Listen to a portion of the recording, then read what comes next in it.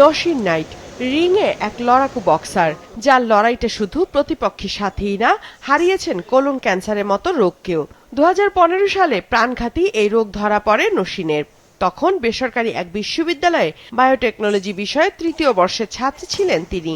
অবশ্য ক্যান্সার যখন তার শরীরে প্রথম ধাপে বাসা বাঁধছে, তখনই ধরা পড়ে রোগ। শুরু হয় তার জটিল সব চিকিৎসা। 2 বছর পর ক্যান্সার মুক্ত হলেও মানসিক ও শারীরিকভাবে হারান চলৎশক্তি।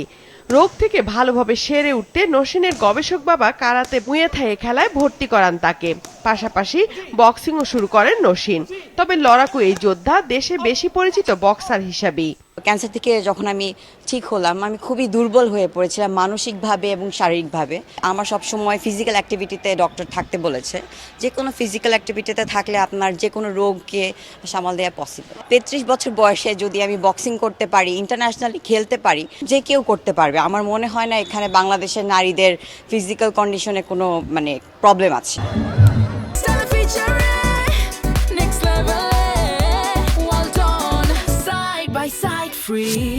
বয়স তার এখন 33।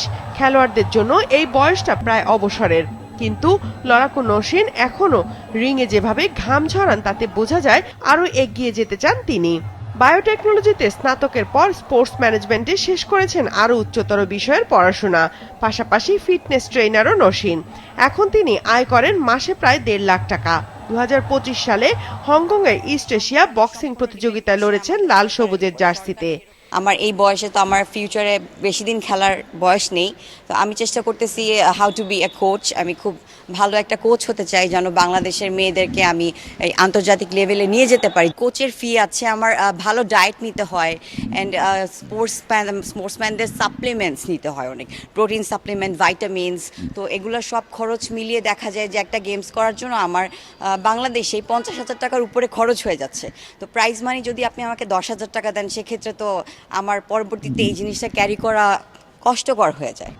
ফেডারেশনের সাধারণ সম্পাদক বলছেন, বাংলাদেশে নারী বক্সার আছে প্রায় 100 জন। শুরুতে আগ্রহ দেখালেও শেষ পর্যন্ত তাদের ধরে রাখতে পারে না ফেডারেশন। সেক্ষেত্রে নসিন হতে পারেন যে কারো জন্য অনুপ্রেরণার। আমরা গত সাব গেমস যখন আমরা শুরু করছি সেই বিদেশি কোচের মধ্যে বিকেএসপিতে, সেখানে অনেক মেয়েরাই আসছে। শেষ পর্যন্ত তো অনেক মেয়ে চলে যাচ্ছে ওই ট্রেনিংটা, লোডটা তারা নিতে পারছে। জিনাত তো বাইরে থাকে, যেখানে মেয়েদের পার্টিসিপেট থাকবে সেখানে ও থাকবে।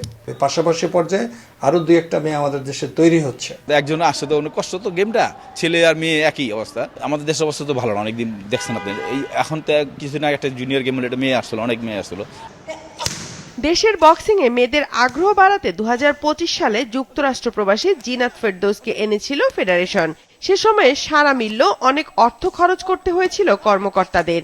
তবে এখন আর সেই পথে না হেঁটে নসিনের মতো তারকাদের নিয়ে ভবিষ্যৎ পরিকল্পনা সাজাচ্ছে বক্সিং ফেডারেশন।